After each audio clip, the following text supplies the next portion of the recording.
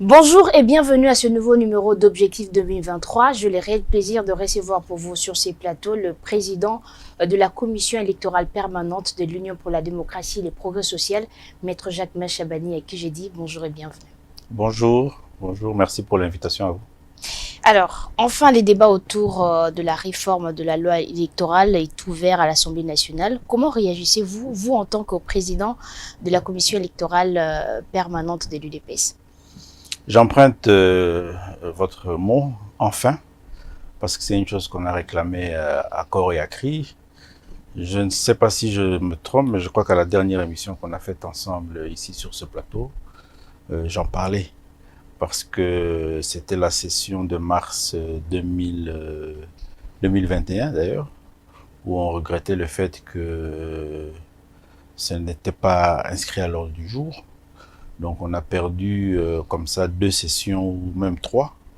Il y a eu aussi en 2020 toutes les tumultes qu'on a connus au niveau de l'Assemblée nationale, qui n'a pas permis à ce que la question soit mise à débat pour nous permettre au processus électoral de gagner du temps, de s'organiser dans des délais plus ou moins respectables, sans trop de pression.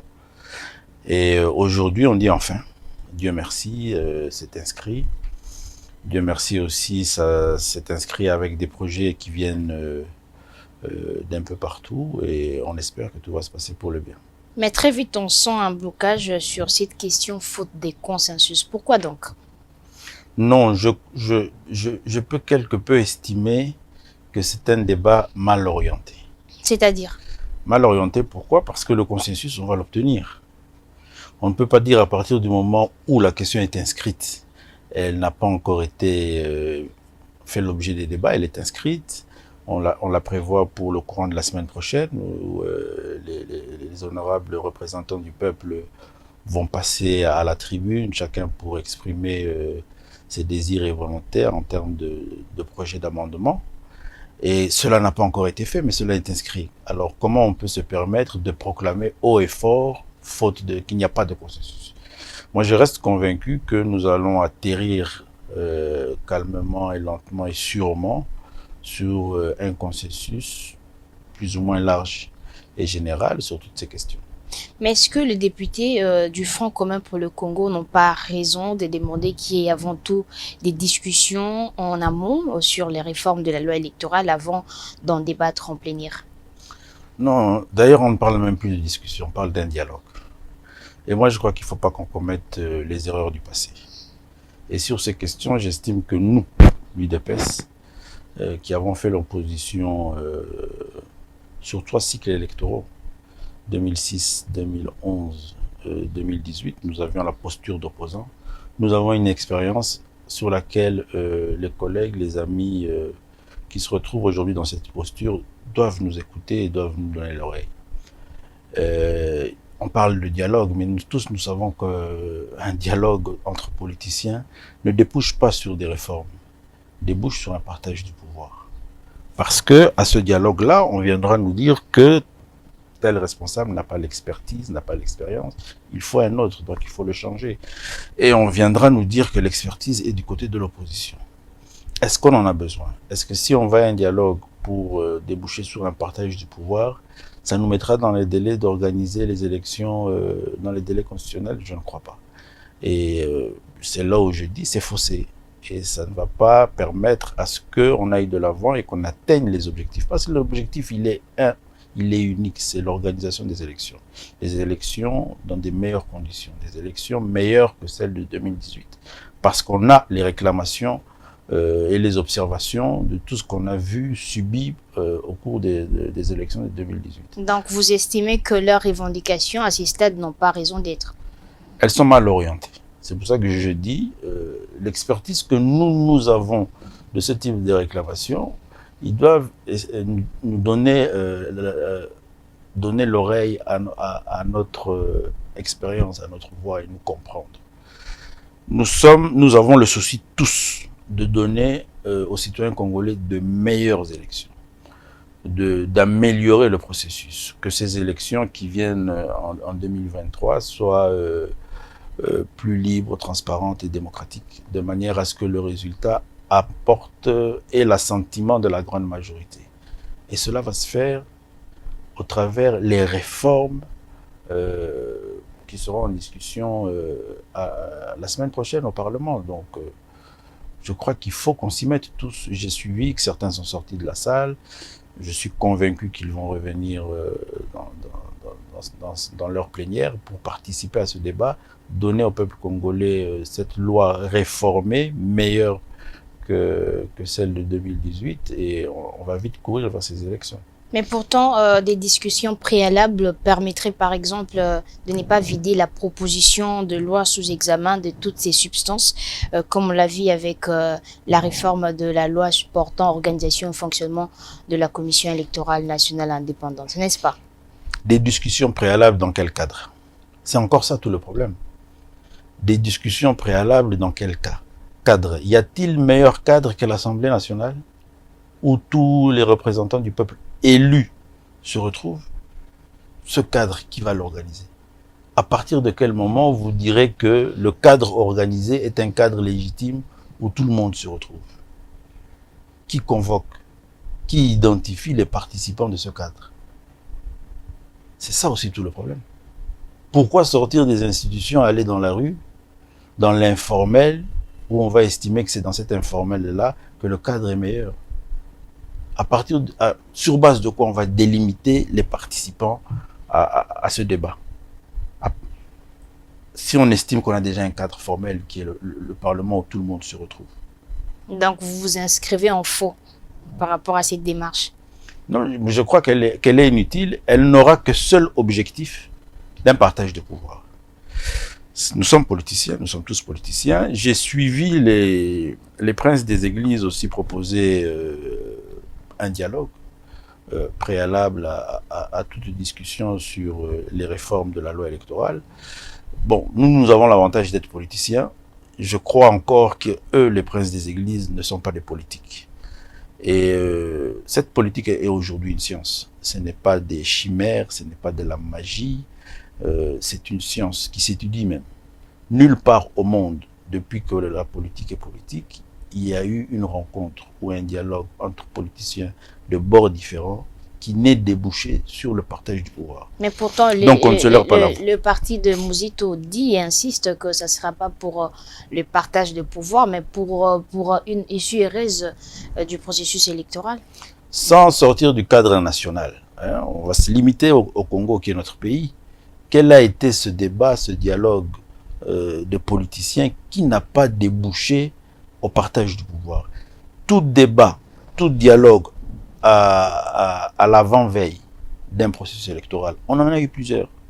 On en a eu en 2006, on en a eu en 2011, on en a eu en 2016, si je ne me trompe pas, d'ailleurs 2 fois. Et il y a eu même un dialogue qui s'est organisé par la facilitation des prêtres de l'Église à la Sainte-Co. Ça a débouché sur quoi? Sur le partage du pouvoir, avec des débauchages. Et nous, l'UDPS, je dis que nous avons l'expérience de cela, parce que nous avons subi ces débauchages. Sami Ibadibanga, Bruno Tchibala. Donc, qu'on nous dise clairement, et bon, moi je discute avec les frères et amis qui sont aujourd'hui dans l'opposition, parce qu'on a quand même des relations historiques entre nous. Je connais le besoin, les difficultés et les attentes. Est-ce qu'aujourd'hui, nous avons besoin d'un dialogue qui va déboucher sur le partage du pouvoir, c'est-à-dire un nouveau gouvernement, qui automatiquement va nous amener à un glissement? Je ne crois pas.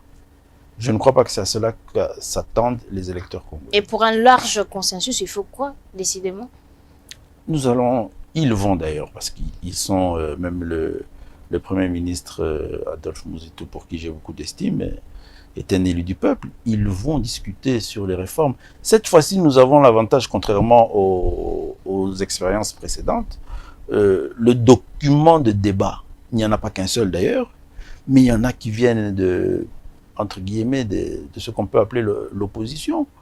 Il y a la réflexion extrêmement riche du groupe des 13, qui fait partie des documents de base. Ça ne vient pas du gouvernement comme les fois précédentes. C'est déjà des ouvertures. Donc, moi j'estime, nous sommes de ceux, nous à l'UDPS, qui qui appelons à des réformes.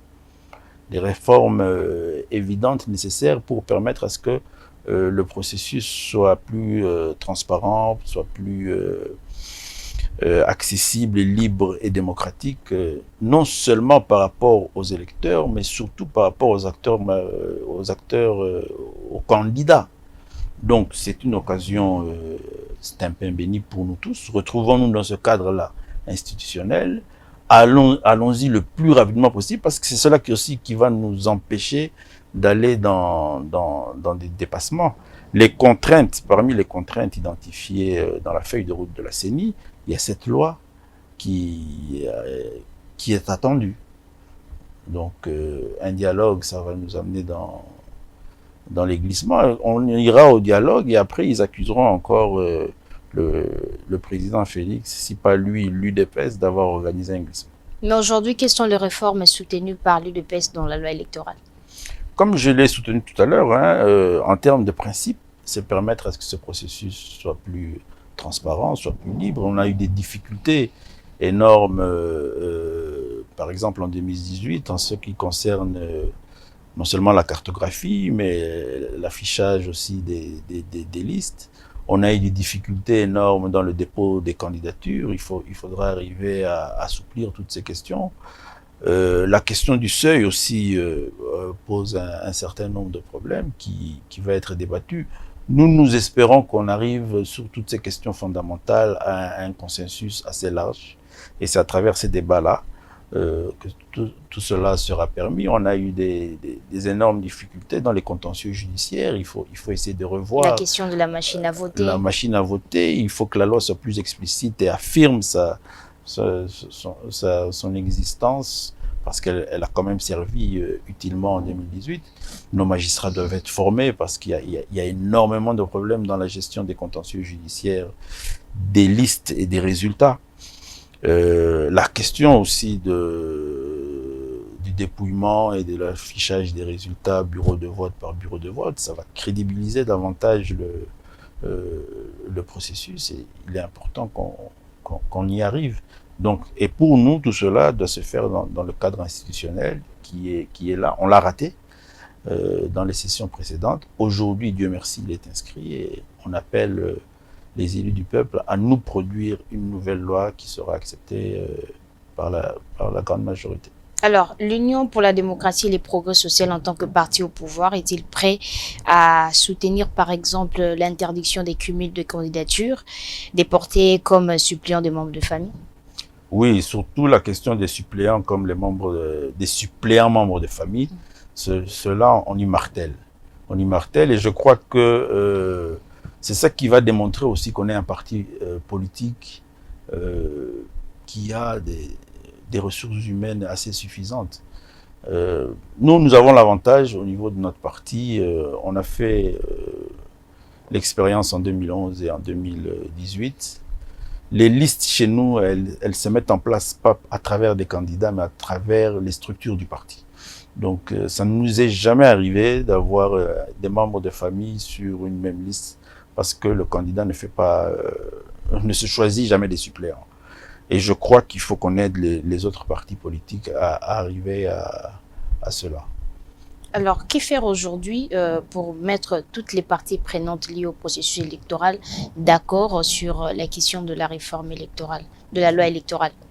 Bon, c'est aussi une question de maturité politique, hein. Il faut d'abord accepter la contradiction, il faut être tolérant, et il faut accepter aussi qu'il y a eu des élections en 2018, parce qu'à cette allure ici, si à chaque fois on refait la même chose, ok, on va au dialogue, ok, on partage le pouvoir comme on l'a fait en 2011 et en 2016, ok, on va aux élections, et puis après, ça s'est refait. À la proclamation des résultats, il y a toujours quelqu'un qui est là pour dire non, je ne suis pas content de ces résultats. Et je n'y crois pas, je n'en veux pas. Donc aujourd'hui, nous avons un Parlement, il y a une opposition et il y a une majorité. Donc maintenant, l'avantage qu'on a, c'est qu'on a des propositions de réforme à mettre, qui sont là à débattre. Donc, je suis convaincu qu'il y a des options sur lesquelles nous et les amis du PPRD, par exemple, nous sommes totalement d'accord. Donc, il y a possibilité rapidement de mettre tout le monde d'accord sur des questions, certaines questions fondamentales. Mais c'est vrai aussi qu'il y a des questions sur lesquelles on n'est pas d'accord. Par exemple? Non, je ne sais pas les identifier en ce qui concerne les réformes particulières, mais c'est pour dire que on n'aura pas une unanimité sur les questions à réformer. Donc, c'est pour ça que moi, je parle d'un consensus large. Et à partir du moment où on a un consensus large, ceux qui ne sont pas totalement satisfaits, ils doivent l'accepter. Et puis après, le plus important, c'est quoi? C'est que ça soit un mandat de 5 ans et que dans les limites constitutionnelles, les élections s'organisent. Pas n'importe quelles élections, des élections qui respectent les principes généraux de transparence, de démocratie, de liberté, d'égalité des chances. Bientôt, le pays va virer vers l'année électorale, mais on ne sent toujours rien qui rassure qu'il y aura les élections en 2023. L'UDPS fait le jeu de Joseph Kabila, pour ne pas parler du glissement. Non, pas du tout. D'abord, nous sommes extrêmement différents de l'ancien président Joseph Kabila. Qu'est-ce qui vous différencie? Notre histoire, notre nature, notre identité, elle est totalement différente. Nous sommes un parti politique qui a été créé principalement pour réclamer au maréchal Mobutu, dictateur de l'époque, des élections. Pas n'importe quelles élections, des élections libres, transparentes et démocratiques. C'est pour ça que vous verrez dans le parcours et l'histoire de l'UDPS, nous sommes ce parti qui s'est battu pour cela. Au prix de grands sacrifices. Contrairement à l'ancien président, le sénateur à vie Joseph Kabila, et qui a son histoire, et qui a pris des armes. Nous, on s'est refusé de prendre des armes. On a dit, nous sommes non-violents. Nous, c'est le bic et la parole. Donc, c'est des identités différentes. Maintenant, cette identité qui est la nôtre, aujourd'hui, nous sommes le parti du chef de l'État. Donc, c'est une responsabilité énorme. C'est tout notre crédit qui est dedans. Et c'est pour ça que le président de la République martèle chaque jour que les élections s'organiseront. Jusqu'à preuve du contraire, le gouvernement de la République le proclame et l'acclame. Et vous y croyez, vous? Et nous y croyons, et nous, l'UDPS, nous nous préparons à cela. Et moi, je reste convaincu que les élections s'organiseront. C'est pour ça que je crois que c'est des fois non seulement des mauvaises lectures, je me répète, j'ai dit que nous avons cette expérience-là. Et il faut nous écouter. Je crois que les collègues, les partenaires politiques doivent se concentrer à se préparer aux prochaines élections. Je le constate, je me dis que il y a des fois deux langages. Ils s'organisent, ils se préparent, mais ils viennent avec un autre langage de distraction. Et là, c'est pas bon. Aujourd'hui, plusieurs acteurs disent que l'Union pour la démocratie et les progrès social est plus préoccupée à asseoir son pouvoir, notamment à travers les élections de gouverneurs et dans certaines provinces, c'est-à-dire 14 provinces à problème. Et en même temps, d'autres provinces en maintien de gouverneurs déchus et qui font allégeance au pouvoir. Par exemple, là, je peux citer le Sud Kivu ou le Lualaba, par exemple. Non. D'abord, je crois qu'il est important que ces élections s'organisent. Elles devraient s'organiser depuis longtemps. Parce que c'est quand même des irrégularités de voir des provinces... nos provinces sont en difficulté du fait de les dysfonctionnements qu'il y a entre les assemblées provinciales et les exécutifs. Maintenant, il y a élection dans 14 provinces. On ne peut pas accuser l'UDPS d'avoir une politique particulière sur ces 14 provinces. Nous ne sommes candidats que dans 6 provinces. Sur les 14. Sur les 14. Donc, de là à dire qu'on a une politique particulière sur ces élections, non. Mais je crois qu'il est important, là encore, on peut dire enfin ces élections s'organisent. Il est important que ces élections s'organisent. Il est important que ces provinces aient un exécutif responsable pour permettre de mettre en place les programmes et les politiques de développement de ces populations-là. Maintenant, au-delà de ces principes de politique et de droit, il y a la justice aussi. S'il y a dans certaines provinces des particularités qui font que les élections, pour des questions de décision de justice, les élections ne s'organisent pas, Mais où est la responsabilité de l'UDPS? Encore que dans ces provinces-là, les gouverneurs ne sont pas membres de l'UDPS, ils ne sont même pas proches de Mais ils font allégeance ils sont quand pas même au proches de pouvoir. l'UDPS. Non, mais de toute façon, un gouverneur de province et la représentation du gouvernement central en province d'une certaine manière. Donc, je ne crois pas qu'on imagine un seul instant dans un pays comme le nôtre, ou une province qui veut fonctionner plus ou moins normalement, avec toutes les difficultés encore que nous avons dans cette réalité qui est la décentralisation. Pourquoi voulez-vous que le gouverneur s'identifie comme étant un opposant au gouvernement central? C'est des mauvaises lectures. Non, c'est Il tout n'y à a fait, pas, c'est tout à fait normal de faire allégeance au pouvoir. il n'est pas question d'allégeance. Moi, je crois que c'est une mauvaise lecture. On attendrait peut-être que des gouverneurs de province s'identifient en opposant, en faisant des critiques inutiles sur le gouvernement central. Ça servirait à quoi? Quid du financement des élections de 2023?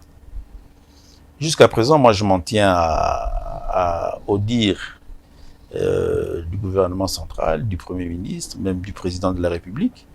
Et je crois même que le ministre des Finances s'est exprimé sur la question. Jusqu'à présent, ils sont rassurants. C'est vrai que... On n'en parle pas trop. Jusque-là, il n'y a pas de plan clair, pas de plan de décaissement de fonds. Mais je crois que ça va venir. Quand? À quel moment?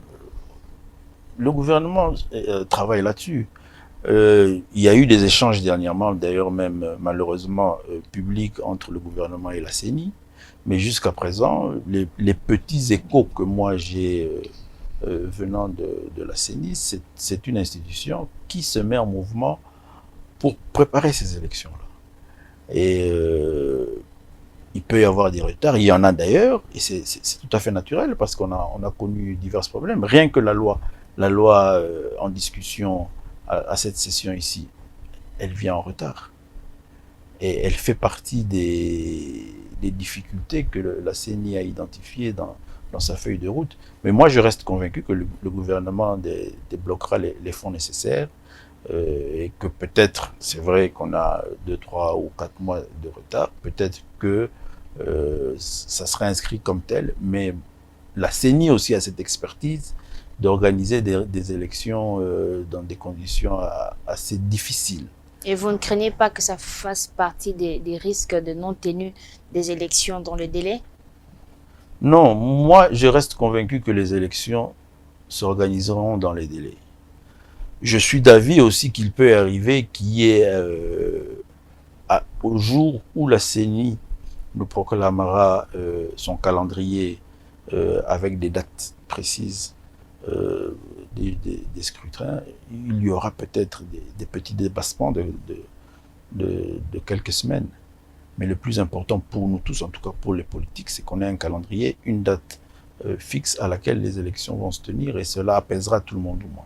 Et pourquoi la Commission électorale nationale indépendante ne publie toujours pas les calendriers électoraux? Est-ce qu'il faut de l'argent pour ça aussi? Non, je ne crois pas, mais nous sommes tous conscients d'abord qu'il y a la feuille de route identifie les contraintes et les difficultés. Donc, on ne peut pas se leurrer. Notre processus électoral contient des difficultés et des contraintes. Mais est-ce que le processus est lancé et des opérations se tiennent? Moi, je dis oui. Rien que le fait qu'on discute aujourd'hui la loi, c'est déjà quelque chose. Mais nous savons tous qu'il y a des contraintes. Donc, déjà même, lorsque vous analysez bien la feuille de route, il y a un retard de quelques mois. Donc, peut-être que le calendrier subit ces contraintes-là et sera publié, on constatera. Mais le plus important, c'est quoi? C'est l'effectivité même de ces élections. Alors, depuis un moment, on voit à travers le ballet diplomatique à l'Assemblée nationale une sorte de bataille entre grandes puissances autour des enjeux électoraux en République démocratique du Congo. La Chine dit non à l'ingérence, les États-Unis insistent sur la tenue des élections dans les délais. Mais comment analysez-vous cela? Non, ici, il faut arriver à considérer que cette tenue des élections, tant attendue par tout le monde, est un élément capital dans la stabilité de la République démocratique du Congo. Et bon, c'est tout à fait naturel que le monde s'intéresse à l'organisation de ces élections parce que nous sommes un grand pays qui a son importance dans le continent, dans la sous-région. Nous avons 9 c'est tout à fait frontières. normal que la Donc, Chine dise non à l'ingérence à ces élections. Bon, moi je ne peux pas empêcher, nous ne pouvons pas empêcher à la Chine d'avoir une opinion sur une actualité politique au Congo, comme nous ne pouvons pas empêcher aussi les autres pays à avoir une opinion.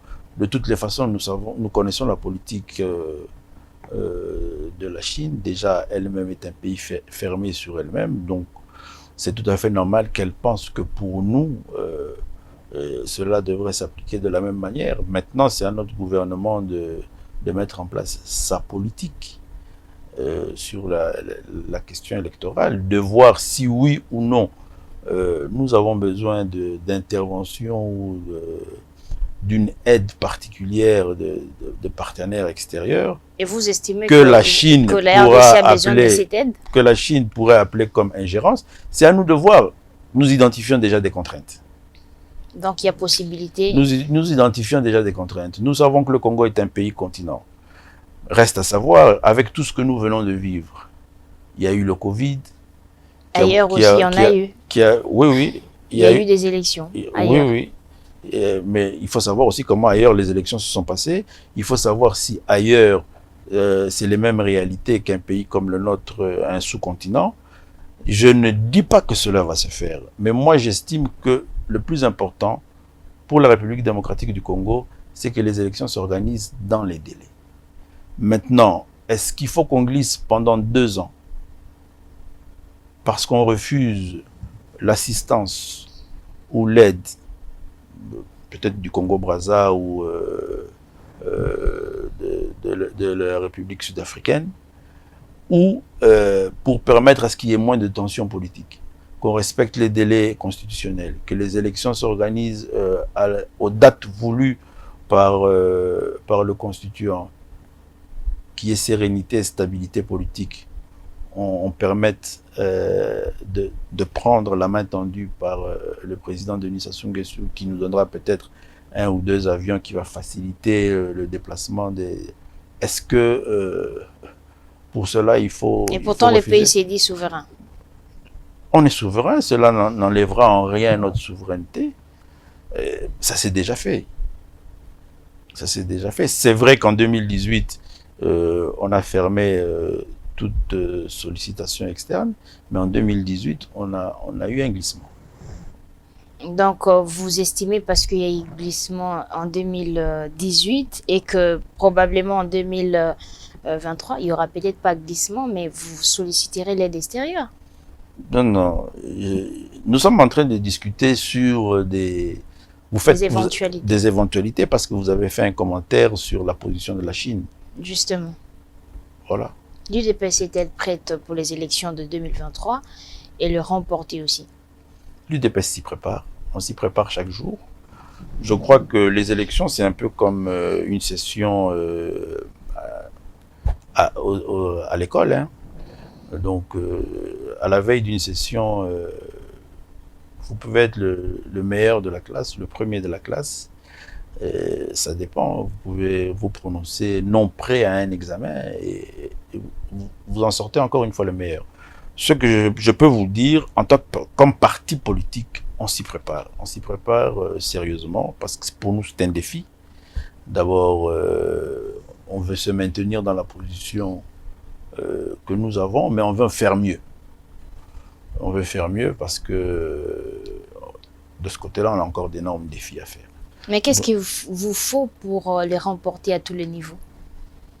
Bon, d'abord, il faut bien comprendre le contexte électoral dans lequel nous sommes, avec la loi en discussion et les réalités qu'elle a, et la proportionnelle et tout ce qui va avec.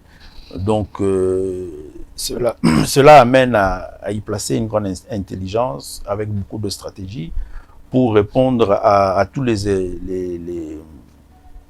limitations qui sont dans la loi. Donc, un parti politique d'abord, ça c'est connu de tous. Une liste électorale ne peut pas avoir la majorité, donc il faut savoir composer avec. Nous sommes un pays sous-continent avec d'énormes réalités sociopolitiques. Il faut travailler là-dessus. On travaille là-dessus et on espère faire mieux qu'en 2018. L'Union sacrée envisage-t-elle soutenir la candidature de Félix Tshisekedi? Mais absolument. Je crois que jusqu'à présent, le président de la République a l'avantage d'avoir cette superstructure avec lui qui compose son gouvernement et qui va sûrement l'accompagner, moi je l'espère, à l'état des choses actuelles jusqu'aux élections, et pourquoi pas même l'élargir davantage pour lui permettre de mieux circonscrire sa circonscription électorale. Mais comment l'Union sacrée va gérer les ambitions, notamment celles de Moïse Katumbi, dont le parti dit clairement qu'il sera candidat en 2023? C'est légitime. C'est légitime pour les sympathisants, les militants des structures qu'il y a autour du gouverneur Moïse Katumbi de le dire. Moi, je crois que c'est tout à fait légitime. Mais nous sommes dans l'Union sacrée, nous sommes ensemble, et je crois que les élections, c'est dans plus d'une année. On a le temps de discuter. C'est ça le dialogue politique, utile et important pour la nation. On a le temps de discuter pour connaître les ambitions des uns et des autres. Moi, je sais que le président Félix Tshisekedi est un homme d'échange et de discussion. Je sais qu'il entretient des relations amicales et très bonnes avec le gouverneur Moïse Katumbi. Et j'espère, je crois, qu'ils feront ensemble ce qu'ils ont toujours fait. Et ça va permettre au Congo d'aller de l'avant dans des conditions les meilleures. Pensez-vous que l'Union sacrée pourra survivre jusqu'en 2023? Oui, je ne vois pas pourquoi on aurait des difficultés à cela. Il n'y a pas de contraintes? Non, les contraintes, en politique, les contraintes de vivre ensemble, de travailler ensemble, elles sont quotidiennes. Et c'est pour ça qu'il faut savoir garder un climat d'entente et de dialogue dans les organisations politiques. Et moi, je sais que ce qu'on fait ensemble maintenant, on a intérêt à le faire ensemble au prochain scrutin pour nous permettre ensemble, encore une fois, de faire mieux au deuxième mandat du président Félix Tshisekedi. Parlons de l'organisation au sein du parti, Kabound exclu. Que reste à l'UDPS? L'UDPS n'est pas un parti d'un individu ou d'un d'entre nous. L'honorable Jean-Marc Kabound, il lui est arrivé ce qui lui est arrivé. Cela n'empêche au parti de continuer. Il n'est pas le premier. Nous sommes, je peux dire entre guillemets, malheureusement, ce parti politique qui a une histoire de départ et de défection. Donc, le parti continue sa route avec les deux pieds dans ses bottes. Et on a d'énormes défis à relever. Et donc, on a du travail. Tout va bien donc? Tout va bien. Et ces débats sur la candidature de Joseph Kabila, Raymond Tshibanda dit clairement que rien n'empêche Joseph Kabila de se présenter en 2023. Mais vous, en tant que juriste, quel regard portez-vous sur cette question qui risque de diviser davantage les Congolais? Bon, moi je suis d'avis que l'ancien président Joseph Kabila n'a pas cette ambition. Et je crois, encore une fois, c'est légitime pour tous ceux qui sont autour de lui de croire à cela. Maintenant, sur le plan de droit, sa qualité de sénateur, je ne vois pas un sénateur à vie venir postuler. Le débat viendra, et je crois qu'on arrivera tous à constater que M. Joseph Kabila n'est pas dans les critères des candidats présidents de la République. Donc il n'a pas de possibilité clairement établie de postuler en 2023, c'est ça? Oui. Mais je reste convaincu aussi que lui-même n'en a plus besoin. Il y a une vie, et je crois qu'il l'aurait dit une fois, qu'il y a une vie après la présidence de la République. Quel bilan Félix Tshisekedi présentera aux Congolais en 2023? Nous n'y sommes pas encore arrivés. Permettez quand même que le président de la République fasse son mandat, il viendra devant les Congolais pour présenter le bilan de son mandat. Il y a déjà des actes assez significatifs, visibles. Par exemple? Par exemple, sur le plan des libertés, elles sont là.